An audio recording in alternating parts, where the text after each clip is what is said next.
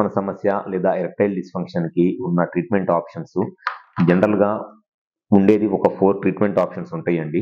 దాంట్లో ఫస్ట్ వచ్చేసి medicines, tablets అన్నమాట. PDE5 ఇన్హిబిటర్స్ అంటారు. అంటే మీరు కామన్ గా వినేదే వైగ్రా టాబ్లెట్స్ లాంటి సిల్డెనాఫిల్, టెడలాఫిల్, వర్డెనాఫిల్, ఎవనాఫిల్ అనే ఒక PDE5 ఇన్హిబిటర్ టాబ్లెట్స్ అంటారు. ఈ PDE5 ఇన్హిబిటర్స్ అనే టాబ్లెట్స్ కామన్ గా యూజ్ చేసే టాబ్లెట్స్ అన్నమాట. ఈ సెక్షువల్ ప్రాబ్లమ్స్ ఉన్నప్పుడు కామన్ గా అందరూ వైగ్రా అంటారు.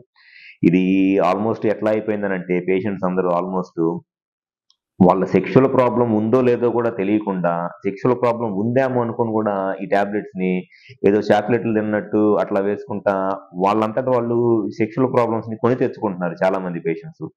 యాక్చువల్ గా ఈ PDE5 ఇన్హిబిటర్స్ అనేది సెక్షువల్ ప్రాబ్లమ్స్ ని కొన్ని రకాల సెక్షువల్ అంగస్తంభన సమస్యలకే ఇవి ట్రీట్మెంట్ ఆప్షన్స్ లే గానీ అంగస్తంభన సమస్య ప్రతిసారి కూడా ఇది ట్రీట్మెంట్ ఆప్షన్ కాదు. అసలు కొన్నిసార్లు ఈ టాబ్లెట్స్ అవసరం లేకుండా కూడా వాళ్ళకి ఎరెక్షన్స్ నార్మల్ గానే వస్తాయి.